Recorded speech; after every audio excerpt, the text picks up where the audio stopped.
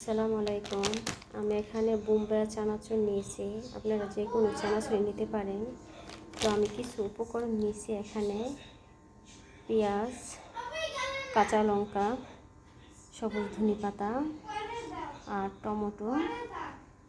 তো টমেটোটা আমার ছাদ বাগানের। তো আমি এখানে সরষের তেল দিয়ে দেবো। তো আমার সরষের তেলটা খাঁটি, আমি তেলটা ভাঙিয়ে নিয়ে আসছি। আর পরিমাণ মতো লবণ।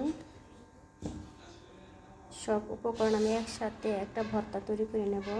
আমার ভর্তা মাখানোটা হয়ে গেছে, আমি এখন চানাচুরটা দিয়ে দেব। আমি এখানে চানাচুর দিয়ে দিছি। তো আমি সব একসাথে একটা মাখিয়ে নেব। তো আমার মাখানো হয়ে গেছে। তো আপনারা অল্প সময়ের মধ্যে বাসাতে এটা তৈরি করতে পারেন। এটা খেতে আমার কাছে অনেক ভালো লাগে। আপনারা বাসায় এরকম দেখতে পারেন, দেখি কেমন হয়েছে। খেতে অনেক মজা হয়েছে। আপনারা বাসায় এরকম খেয়ে দেখবেন, আপনাদের কাছে খুব ভালো লাগবে। তো আপনারা সবাই ভালো থাকবেন। খুদা হাফেজ।